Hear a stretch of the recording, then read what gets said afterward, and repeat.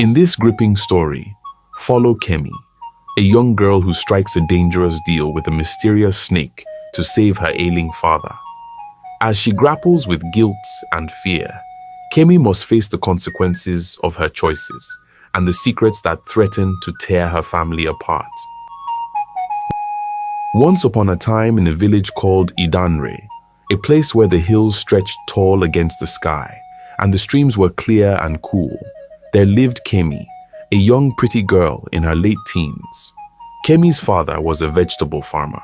Her mother sold these vegetables at the market, and her younger brother, Rotimi, spent his days chasing after goats in the fields. Life was hard, but they managed until one day when things took a bad turn as her father fell ill. At first it was just a fever, but it got worse. His breathing became heavy and his skin burned like fire. They had no money for medicine, and the herbs her mother used did nothing to heal him. Kemi watched as her father's strength faded away, and every day her heart grew heavier.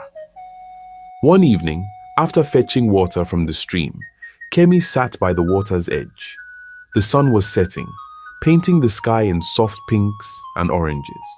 She placed the heavy water pot beside her and began to cry. Her tears fell into the stream, mixing with the flowing water. She sang a sad song, one her mother used to sing when times were hard. Her voice was soft, but the pain in it was clear. She cried and sang until it got quite dark, and the stars appeared in the sky, and eventually exhaustion took over. She fell asleep under the tree by the stream. When it got completely dark, something cold and smooth brushed against her skin. Startled, Kemi woke up. A snake was slithering over her body, its scales glistening in the moonlight. She screamed and jumped up, running a few steps away, her heart pounding in her chest. But then she realized she had left her water pot by the stream. It was late, and her family needed the water, so she forced herself to go back. As she reached for the pot, a soft voice stopped her. "Don't be afraid," the voice said. Kemi froze and looked around. She saw no one. "Down here," the voice said again. Her eyes dropped to the snake. It was looking at her, and she realized with a shock that it was the snake speaking. You can talk?" Kemi asked, her voice shaking. "Yes," the snake replied. "My name is Ire. I heard you crying and I wanted to help."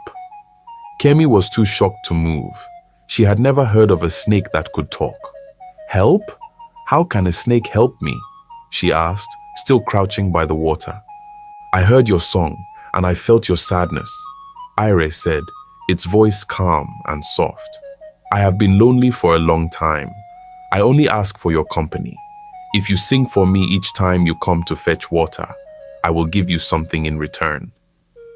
Kemi stared at the snake, unsure of what to say. "What could you give me?" she finally asked. Ire slithered closer and set a small calabash beside her. "Every time you sing for me, you will find this calabash filled with money when you return home." Kemi felt her chest tighten. Money. They needed money for her father's medicine. But could she really trust a snake? She stood up quickly, shaking her head. "I don't want your money," she said, her voice trembling. She picked up her pot and hurried home. That night, when Kemi reached her house, she found her father's condition had worsened. His breathing was shallow, and he could barely open his eyes. Her mother sat by his side, looking more tired than ever. Kemi knew then that they needed money urgently, or they would lose him. The next day, with her heart heavy, Kemi returned to the stream. After fetching water, she sat under the tree again. She closed her eyes, took a deep breath, and began to sing the same sad song. Her voice floated over the water, and soon enough, she heard the rustling of leaves. Ire slithered out from the shadows. "You came back," the snake said, almost sounding pleased. "I need the money," Kemi said quietly, her eyes fixed on the ground, "for my father's medicine." Ire nodded its head slowly. "Then take the calabash," it said. "It will be full by the time you return home." Kemi picked up the calabash and went home, her heart pounding. When she opened it, she almost screamed. The small calabash was full of cash, enough to pay for her father's medicine and more.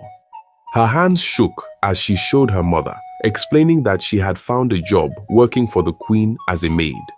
Her mother believed her, and with the money, they bought the medicine her father needed. His health slowly improved, and for the first time in weeks, there was hope in their home. But the visits to the stream continued. Every day after fetching water, Kemi would sit under the tree and sing for Ire. And every evening, when she returned home, the calabash would be filled with money. Her family stopped asking questions, but they wondered how she had found such a good job. One day, however, her father's health took a sudden turn for the worse. He grew sicker than ever, and the medicine they had was no longer enough. They needed more, and they needed it fast. The next evening, Kemi went to the stream, her heart heavy with worry. After she sang, Ire emerged as usual, its eyes watching her closely. Kemi swallowed hard and said, "I need more money. My father's health is getting worse." Ire was silent for a moment. Then it spoke. "I can give you more, but for that, you must do something for me." Kemi frowned. "What do you want?" The snake moved closer, its eyes gleaming in the moonlight. "You must let me sleep with you," it said, its voice soft but firm. Kemi's heart stopped. She had never expected this. She had thought they were friends. How could it ask this of her? She was a virgin, and the idea of lying with a snake terrified her. She shook her head, unable to speak at first. "I can't," she whispered. But then she thought of her father lying sick at home, struggling to breathe. She had no other choice. Her father needed the money, and without it, he would die. Tears filled her eyes as she nodded. "I'll do it." Ire slithered back into the shadows, and when it returned, it gave Kemi a larger calabash. "Tomorrow night," it said, "come back and we will seal our agreement." The next night, Kemi prepared herself. She went to the stream, her legs trembling. She sat under the tree, waiting for the darkness to fall. When night came, Ire appeared, its body long and sleek. Slowly, it crept between her legs, and Kemi clenched her fists, biting her lip to keep from crying out. It was painful, and tears ran down her cheeks as the snake coiled around her. When it was over, Kemi gathered her clothes and ran home, crying all the way. The large calabash was waiting for her, full of money, but this time the price felt much too high. Kemi cried all the way home that night. She felt ashamed and dirty. She had done something she never imagined she would do. And for what? Money. Her father's life. But the guilt weighed on her, and the tears wouldn't stop. When she got home, her mother was sitting outside, peeling yams for dinner. "Kemi, are you all right?" her mother asked, her face lined with worry. "I'm fine, Mama," Kemi said, forcing a smile. She didn't want to worry her mother more than she already was. "I just had a long day." She slipped into her room and lay on her mat, curling into herself. That night, she didn't sleep.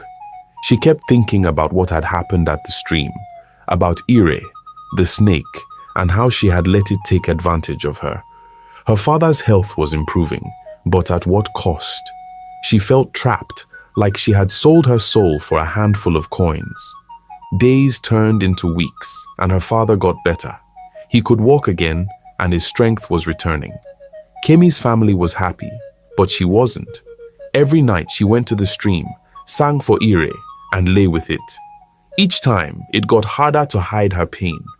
The money kept coming, but she didn't care anymore. She just wanted it to stop. One evening, after another painful night with the snake, Kemi told Ire, "I don't need your money anymore. My father is well. We have to stop." Ire's cold eyes watched her. "If we stop, your father will become sick again," the snake said simply. Kemi's heart sank. "But he's healthy now," she protested. "He doesn't need anything more." "If you stop coming to me, he will fall ill again. Ire repeated, its voice calm but final. Kemi felt like the ground had been ripped from under her feet. She had no choice. If she stopped, her father would suffer. She cried for hours by the stream that night, wondering what she had gotten herself into. She had thought the deal would save her family, but now it seemed like a curse. The weeks passed, and Kemi continued going to the stream every night. She sang for Ire, and the snake slithered between her legs, cold and heavy. Each time it hurt, but she kept going because of her father. But one night, everything changed. Her little brother, Rotimi, had noticed her sadness.